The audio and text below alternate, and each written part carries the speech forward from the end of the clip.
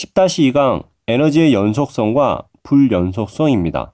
이와 같은 개념이 왜 등장했는지 이해하기 위해서는 먼저 이 두 개념에 대해서 알 필요가 있어요. 거시세계와 미시세계. 거시세계는 우리가 살고 있는 눈에 보이는 세상을 의미해요. 미시세계는 작은 세계입니다. 여기서 말하는 작은 세계는 어느 정도 작냐면 우리가 배우고 있는 원자, 전자와 같은 입자들이 운동하는 세계를 의미합니다. 과학자들은 미시세계에 대해 관심을 갖기 이전에는 모든 물체에 대한 운동은 운동 법칙으로 설명할 수 있으며 이때 에너지는 당연히 연속적이다 라고 생각했어요. 연속적 하니까 왠지 어렵게 느껴지는데 쉽게 이야기하면 제가 공을 들어 올릴 거예요. 중학교 때 배웠죠? 공의 위치가 지면 기준점으로부터 높아지게 되면 이 공은 에너지를 갖기 시작합니다. 무슨 에너지요? 그래요. 위치의 에너지죠.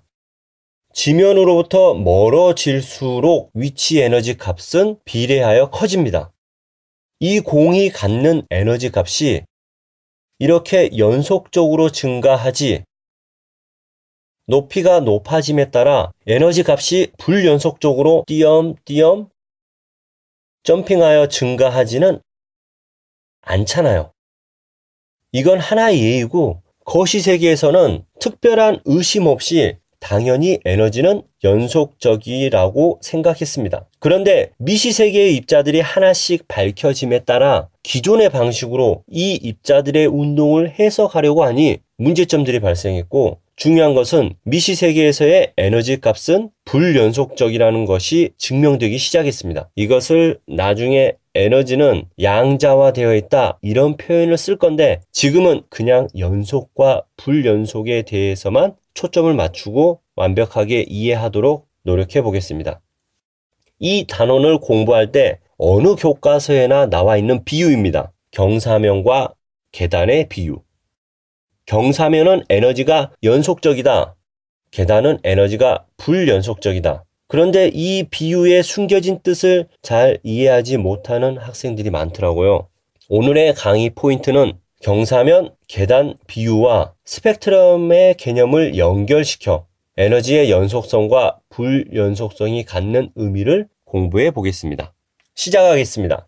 설명에 앞서 공지사항 하나 말씀드릴게요. 지금부터 제가 사용하는 그림이나 수치들은 여러분들을 이해시키기 위해 그냥 임의로 제 마음대로 설정하는 내용이 포함되어 있습니다. 데이터 값이나 상황이 현실과는 다른 말이 안 되는 경우가 보이더라도 오류가 아니라 그냥 쉽게 설명하기 위한 설정으로 받아들여 주세요.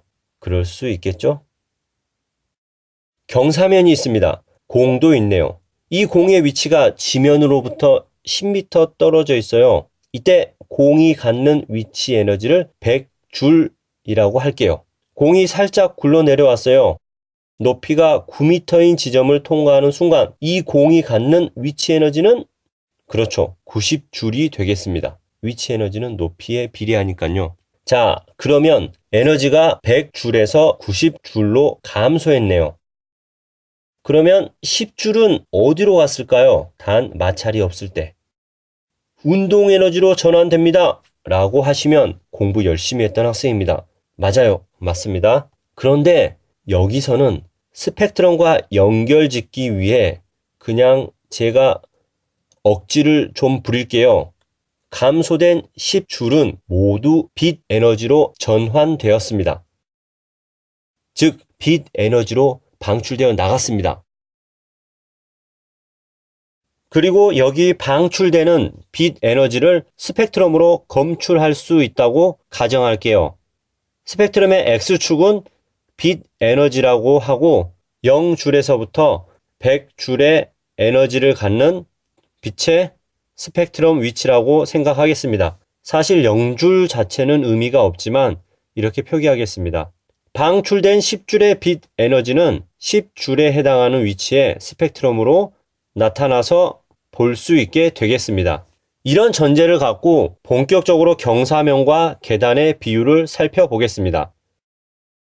경사면부터 볼게요. 경사면 위에 지면으로부터 10m 높이의 공이 있고 이 공의 현재 위치 에너지는 100줄입니다. 방금 전에 공이 1m 굴러 내려와서 9m 위치에 가게 되면 스펙트럼이 어떻게 찍히는지 이야기를 했었습니다.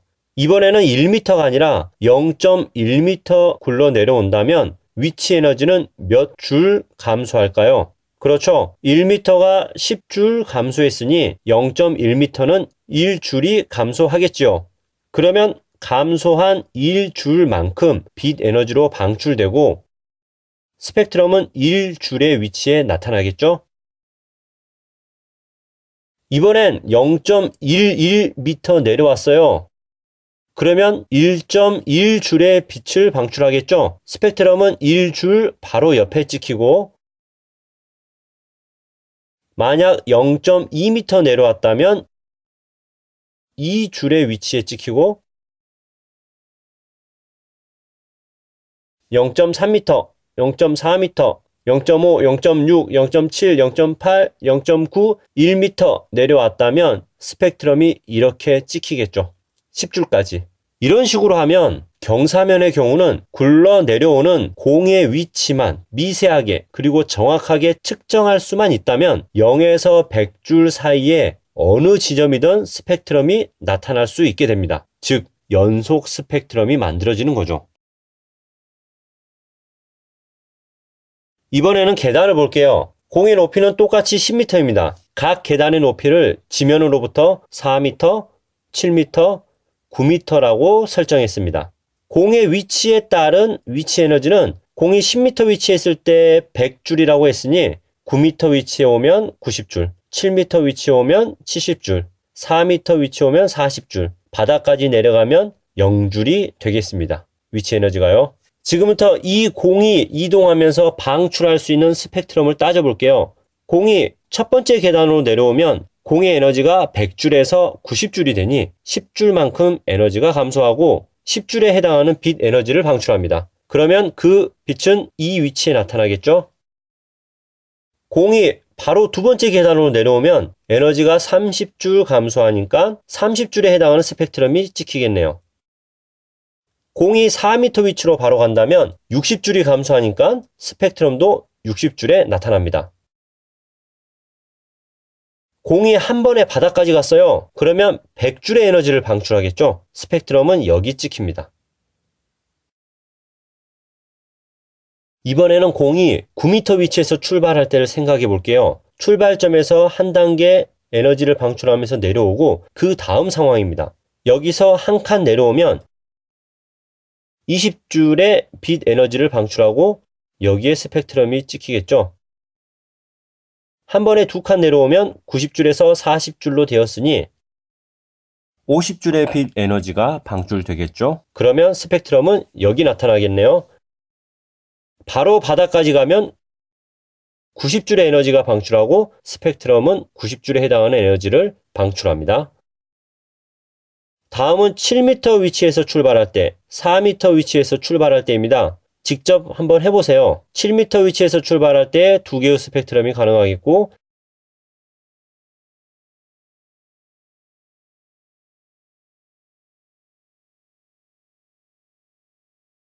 4m 위치에서 출발할 때 한 개의 스펙트럼이 가능하겠네요.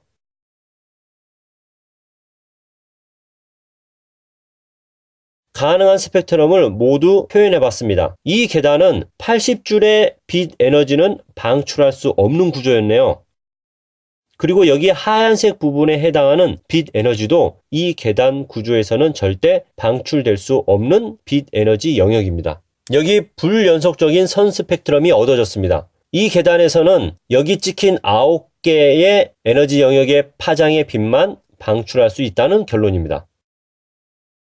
여기까지 이야기를 정리해보면 연속 스펙트럼이 얻어졌다면 에너지가 경사면처럼 연속적인 상태로 존재한다는 말이고, 만약 선 스펙트럼이 얻어졌다면 계단처럼 가질 수 있는 에너지의 상태가 불연속적이라는 말입니다. 다음 강의에서 이야기하겠지만 보온은 수소의 선 스펙트럼을 보고 혹시 수소의 전자가 가질 수 있는 에너지가 불연속적인 것은 아닐까? 라고 의심합니다. 마치 에너지 계단처럼요. 이 생각이 발전해서 원자 내부에 전자가 존재할 수 있는 위치도 에너지별로 불연속적인 공간에 전자는 존재할 수밖에 없는 건 아닐까? 라는 생각까지 가게 된 거죠.